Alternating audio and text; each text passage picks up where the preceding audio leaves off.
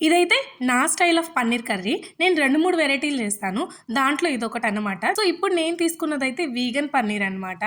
So, కొంచెం మసాలాకి gravy కావాలి కాబట్టి మనం కొబ్బరినైతే తీసుకున్నాము. కర్రీ అయితే మా ఇద్దరి కోసమే. సో, నేను ఓన్లీ ఒక గుప్పెడు మాత్రమే కొబ్బరి తీసుకుంటున్నాను. గ్రేవీ కోసం కొంచెం కన్సిస్టెంట్ థిక్‌గా వస్తుంది. ఇదైతే నేను ఫ్రైడే నైట్ చేశాము. ఫ్రైడే నైట్ చపాతీలు, కర్రీ తినాలనిపించింది. సో, ఆఫీస్ ఇంకా లాగౌట్ అవ్వడానికి టైం ఉంది. సో, కొంచెం వర్క్ అయిపోయింది కాబట్టి పక్కన పెట్టేసి డిన్నర్ ప్రిపేర్ చేయడానికైతే వెళ్ళిపోయాననమాట. ఎప్పుడో గానే మూడ్ రాదు. ఇలా ఫ్రెష్‌గా వండుకోవాలి, వెరైటీస్ వండుకోవాలని. నార్మల్‌గా వెరైటీస్ ఏవైనా సరే నేను సాటర్‌డే, సండేనే ట్రై చేస్తాను. వీక్ డేస్‌లో అస్సలు పెట్టుకోను. ఎందుకంటే ఆఫీస్ వర్క్‌లో బిజీగా ఉంటాం కాబట్టి. కాకపోతే ఎందుకో మరి ఆ రోజు ఫ్రైడే నైట్ క్రేవింగ్స్ వచ్చాయన్నమాట తినాలని. సో, అందుకే ఎందుకు ఇద్దరే ఉన్నారు కదా! 4, 5 ఆనియన్స్ ఏస్తున్నా అనుకుంటారేమో. మేము కర్రీస్ చాలా ఎక్కువ క్వాంటిటీలో తింటాము. అండ్ రైస్ కానీ, చపాతీలు గానీ తగ్గిచ్చేస్తాము. కర్రీతోనే ఫిల్ అయిపోయేలాగా. నాకైతే పెళ్ళికి ముందు వరకు కనీసం టీ పెట్టడం గూడా రాదు. ఈ వంటలు, స్పెషల్ వెరైటీస్ దేవుడెరుగు. కనీసం టీ గూడా రాదు. సో, మనం అనమాట డాడీస్ లిటిల్ ప్రిన్సెస్ లాగా పెరిగాము. మా మమ్మీ అసలు కిచెన్‌లోకే రానిచ్చేది గాదు. ఎలాగో పెళ్ళయ్యాక తప్పదు గదా! అప్పుడు ఎలాగో నేర్చుకోవాల్సిందే గదా! ఇప్పటి నుంచే ఎందుకులే అనే కాన్సెప్ట్‌లో పాపం పెంచేసింది. పెళ్ళైన స్టార్టింగ్‌లో అత్తమ్మ వాళ్ళతో ఉండేదాన్ని గాబట్టి అప్పుడు నాకు తెలియలేదు. తర్వాత కొన్ని రోజులు మా వదిన వాళ్ళతో ఉన్నాను. సో, వదిన వాళ్ళు, అత్తమ్మ వాళ్ళు చేసి పెట్టేసేవాళ్ళు. ఎప్పుడైతే నేను సెపరేట్‌గా ఫ్యామిలీ పెట్టానో అప్పుడే వంటలు నేర్చుకున్నాను. స్టార్టింగ్‌లో కొద్దిగా కష్టం అనిపించింది. అమ్మ వాళ్ళకి ఫోన్ చేశాము. లక్కీలీ ఈ జనరేషన్ వాళ్ళకి యూట్యూబ్ ఉంది కాబట్టి ఏది కావాలన్నా 10 సార్లు అమ్మ వాళ్ళకి ఫోన్ చేయకుండా యూట్యూబ్‌లో ఆన్ చేసామంటే వందల రెసిపీస్ వస్తాయి. సో, వాటిని చూసుకుంటూ నేర్చేసుకున్నాను. ఇప్పుడైతే మనం మాస్టర్ షెఫ్ అయిపోయామనమాట. ఏదైనా అవలీలగా ఎంతమందికైనా ఇలా చేసి ఆడపడేస్తాము. ఓకే. ఇప్పుడు అసలు విషయానికొస్తే నేనైతే కొద్దిగా మసాలాలు వేగించుకుంటున్నాను ఆయిల్‌లో. 1 స్పూన్ ఆయిల్ వేశాను. అండ్ ఒక పట్ట, 2 లవంగాలు, ఒక 2 దాల్చిన చెక్క అట్లా వేశాననమాట. Light spices ఏశాను. ఎందుకంటే నైట్ టైమ్ కాబట్టి హెవీగా తినలేం కాబట్టి కొంచెం మసాలా దినుసులు కూడా తగ్గించుకున్నాను. దెన్ నేను కట్ చేసి పెట్టుకున్న ఆనియన్స్ అన్నీ వేగిచ్చేసుకుంటున్నాను. దెన్ కొద్దిగా కరివేపాకు ఆనియన్ వేగేటప్పుడే వేసామంటే మంచి స్మెల్ ఒస్తది. అలాగే ఫ్లేవర్ గూడా ఉంటుంది. నేను పన్నీర్‌లో 4, 5 వెరైటీలు చేస్తాను. కడాయి పన్నీరు, మలై పన్నీరు, లేకపోతే పన్నీర్ బటర్ మసాలా, ఇప్పుడు నేను చేసే పన్నీర్ గ్రేవీ లాంటివి. ఇప్పుడైతే ఇది చూపిస్తున్నాను. ఇంకెప్పుడైనా టైం వచ్చినప్పుడు అవి కూడా చూపిస్తాను. ఇదైతే మేము చెప్పాం కదా! ఇంట్లోనే పసుపు చేసాము అని చెప్పి, ఆ పసుపు అనమాట. నేను చేసే పన్నీర్ వెరైటీస్‌లో నాకు బాగా నచ్చేది ఫేవరెట్ మేతి చెమను. చాలా బాగా కుదురుతుంది. ఎన్ని సార్లు చేసినా ఒకటే రకమైన టేస్ట్ వస్తది. సో, ఎప్పుడైనా కంపల్సరీ నేను మేతి చెమను ఎలా చేస్తానో కూడా చూపిస్తాను. ఇప్పుడైతే కొంచెం సాల్ట్ కూడా వేసేసుకున్నాను. ఆనియన్ అవి త్వరగా మగ్గుతాయి కాబట్టి. ఈలోపు మనమైతే గ్రైండ్ చేసుకుందాము. ఆల్రెడీ కొబ్బరి తీసి పెట్టాను కదా! కొబ్బరి ఏంటంటే దేవుడికి కొట్టినప్పుడల్లా లేదా గుళ్ళకెళ్ళినప్పుడు వస్తుంది కదా కొబ్బరి గిన్నె, అవన్నీ కట్ చేసి నేను డీప్ ఫ్రిడ్జ్‌లో పెడతాను. సో, ఎప్పుడైనా వాడుకోవాలనుకున్నప్పుడు తీసుకోవచ్చు కాబట్టి. ఈ కర్రీలో స్పెషల్ ఏంటంటే నేను మిక్సీ పట్టేటప్పుడే దాంట్లో కొంచెం ధనియాల పొడి, కొద్దిగా టమోటా గూడా వేసి మిక్సీ పడుతున్నాను. సో, గ్రేవీ ఈజీగా అయిపోతది కాబట్టి నాకు. మరీ ఎక్కువ వాటర్ కాకుండా కొద్దిగా వాటర్ ఏసి మనం ఈ పేస్ట్ రెడీ చేసుకోవాలి. మనం మిక్సీ పట్టుకునేసాం గదా! ఈ లోపల ఆనియన్స్ కూడా మంచి గోల్డెన్ బ్రౌన్‌కొచ్చేసాయి కాబట్టి నెక్స్ట్ మనం టమోటాస్ ఏసుకోవచ్చు.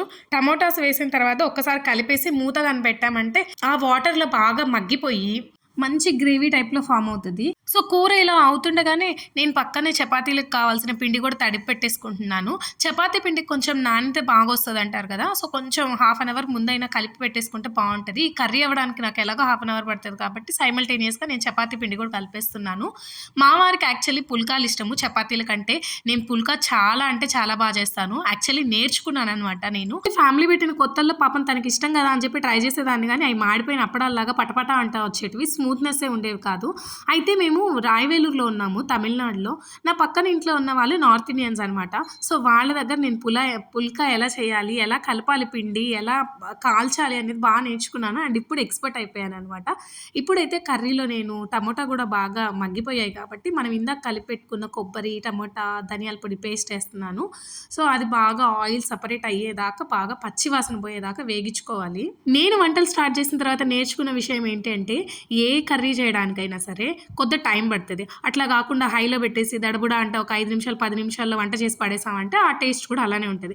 అలా కాకుండా ఆనియన్ మగ్గాలి. ఆనియన్ తర్వాత టమోటా వేయాలి. టమోటా కూడా మగ్గాలి. ఇట్లా ఒక్కొక్క దానికి ఒక్కొక్క టైం ఉంటది కదా! టైం ప్రకారం దాన్ని ఉడకనిచ్చినా, మగ్గనిచ్చినా ఆటోమేటిక్‌గా టేస్ట్ అనేది వచ్చేస్తదనమాట. ఇక్కడైతే మనం ఆయిల్ సెపరేట్ అయ్యేదాకా గ్రేవీని వాడ్చుకోవాలి. దెన్ నేను అన్నీ గూడా ఇంట్లో చేసుకున్న మసాలాలే వేస్తున్నాను. కొద్దిగా ధనియాల పొడి, జీలకర్ర పొడి, మిరియాల పొడి, ఉప్పు, కారం ఇంతే. ఇంకేం వేయట్లేదు. ఇవన్నీ ఇవన్నీ కూడా చాలా సింపుల్ ఇంగ్రీడియంట్సే. ధనియాల పొడి, జీలకర్ర పొడి, మిరియాల పొడి ఇవన్నీ కూడా హెల్త్‌కి మంచివే. ఈ మసాలాలన్నీ కూడా బాగా ఫ్రై అయిపోయిన తర్వాత ఆయిల్ సెపరేట్ అవుతుంది అన్న టైంలో వాటర్ వేసేసుకొని, మనం ఇందాక కట్ చేసి పెట్టుకున్న పన్నీర్ వేసేయొచ్చు. నేను ఒక్కొక్కసారి ఒక్కొక్క పన్నీర్‌ని ట్రై చేస్తుంటాను. ఇప్పుడు మీకు చూపించిందయితే వీగన్ పన్నీరు. నార్మల్‌గా సోయా పన్నీర్ తీసుకొస్తుంటాను. అది కొంచెం టేస్ట్ వేరేగా ఉంటుంది. కలర్ గూడా వేరేగా ఉంటుంది. అంత టేస్ట్‌గా అనిపించదు కానీ హెల్తీ గదా! అందుకని తీసుకొస్తాము. అండ్ ఎప్పుడైనా మామూలుగా తినాలి అనిపించినప్పుడు మాత్రమే మన హెరిటేజ్ గానీ, జెర్సీ గానీ అంటే నార్మల్ పన్నీర్ తీసుకొస్తాము. మీరనుకోవచ్చు ఇంట్లోనే పన్నీర్ తయారు చేసుకోవచ్చు కదా అని. కానీ నాకిక్కడ బర్రె పాలు, గేదె పాలు దొరకవు మన ఊర్లలో లాగా మంచి పన్నీర్ చేసుకోవడానికి. నేను తిరిగి తిరిగి మళ్ళీ ఆ కంపెనీల ప్యాకెట్లే కొనాలి అండ్ ఆ పాలతోనే తయారు చేయాలి. అదేదో ఆ కంపెనీ వాళ్ళే డైరెక్ట్ పన్నీర్ అమ్ముతున్నారు గదా! ఇంక మనకెందుకు శ్రమ అని చెప్పి నేను పన్నీర్ ప్యాకెట్‌లో తెస్తాను. Mostly vegan paneer or soya పన్నీరే తెస్తాం కాబట్టి అది మనం ఇంట్లో ఎలాగో తయారు చేయలేను. But food is an emotion అంటారు గదా!